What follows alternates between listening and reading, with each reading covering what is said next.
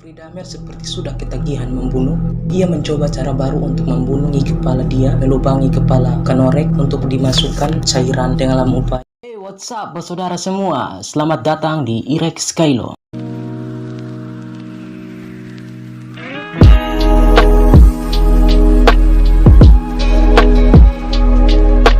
Ini adalah video pertama saya tentang pembahasan dalam bercerita episode pertama.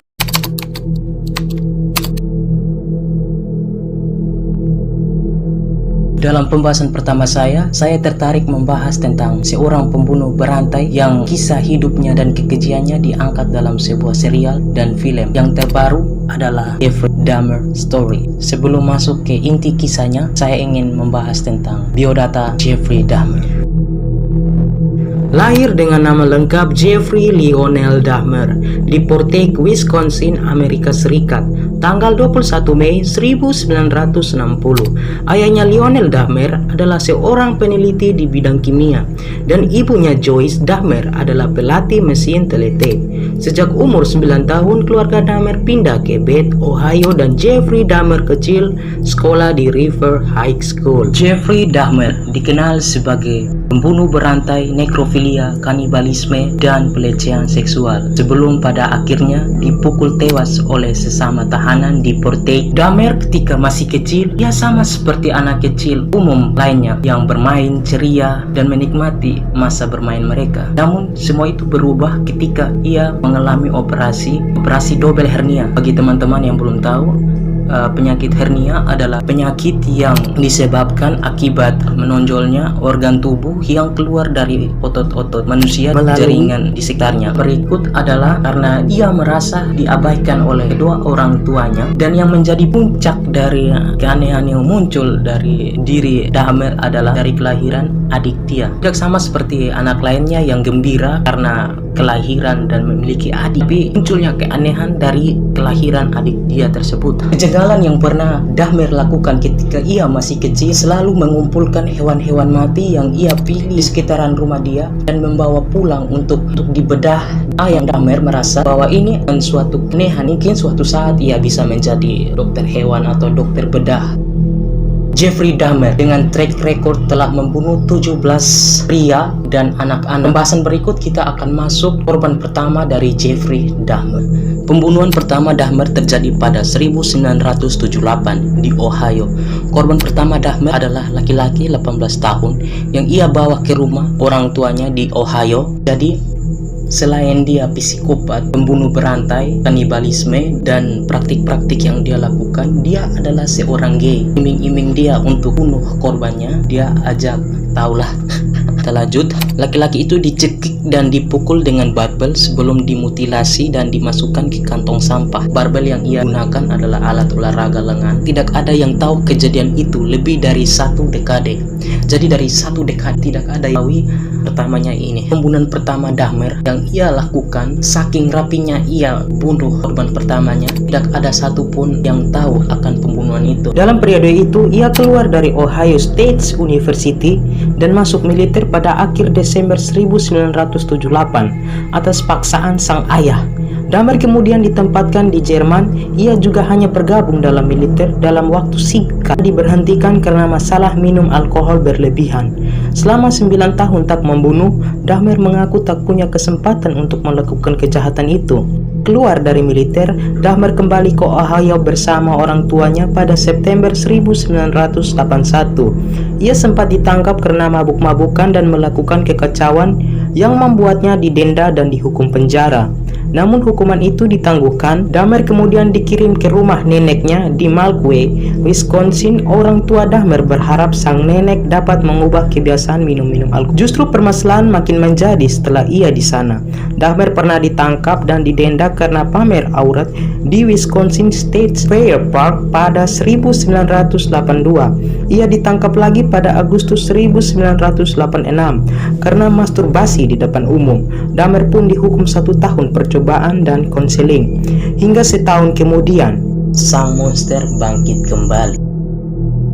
Teman-teman, kita masuk korban kedua pembunuhan Jeffrey Dahmer. Pada September 1987 atau 9 tahun setelah kejahatan pertama, Dahmer membunuh korban kedua. Kali ini korbannya adalah laki-laki 24 tahun yang dibawa ke kamar hotel. Pada polisi, ia mengaku hanya ingat membius korbannya tanpa membunuh. Padahal Dahmer sebenarnya membawa korban dari hotel ke rumah neneknya. Di sana korban dibunuh, dimutilasi, dan mayatnya dibuang ke tempat sampah kecuali bagian kepala. Untuk apa?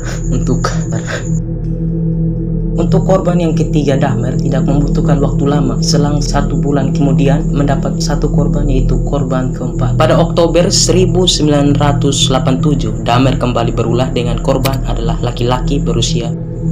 Ia menjerat korban dengan iming-iming duit, kemudian membius dan menghabisinya seperti korban kedua. Korban keempat, Dahmer, pada Maret 1988 bernasib serupa. Namun kala itu berbagai berita melaporkan Dahmer melakukan hubungan seks dengan mayat korban sebelum memutilasi. Hingga pada suatu hari, Dahmer diusir sang nenek karena kerap membawa laki-laki ke rumahnya pada larut malam. Sang nenek juga mengeluh mencium bau busuk dari ruang bawah tanah. Setelah itu, Dahmer tinggal di apartemen satu kamar dan berupaya beraksi lagi pada September 1988. Namun berujung ia ditangkap atas tuduhan pelecehan seksual terhadap anak berusia 13 tahun. Sang korban kala itu dibius dan dianiaya, namun anak itu berhasil melarikan diri dan melapor kepada polisi. Dahmer sempat dipenjara 1 pekan sebelum dibebaskan dengan jaminan.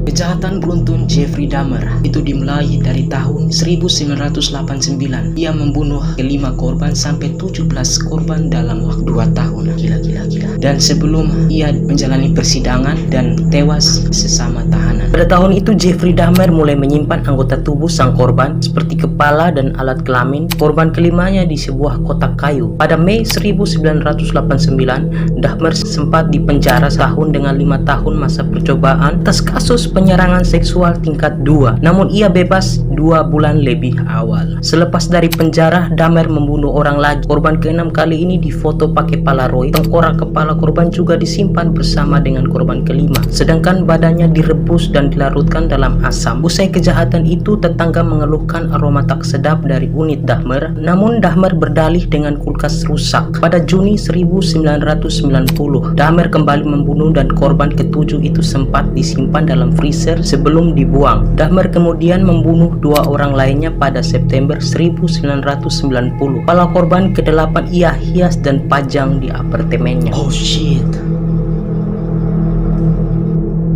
Tak hanya itu, bagian tubuhnya juga disimpan untuk ia makan. Sedangkan korban ke-9 seutuhnya ia buang dengan alasan tak tertarik sama sekali. Pada 1991, ia kembali membunuh dan memakan tubuh korban ke-10.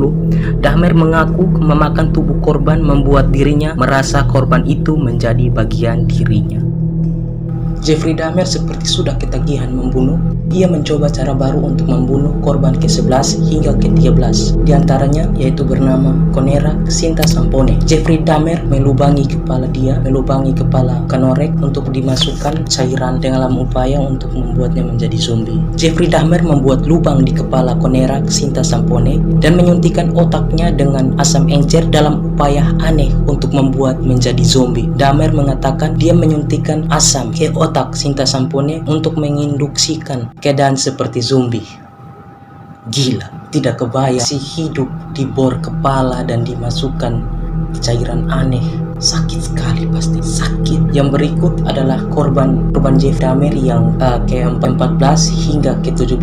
Ia menggunakan cara lama untuk membunuh korban yang berikutnya, seperti cara yang ia gunakan dari yang korban pertama dan yang korban yang ke-10.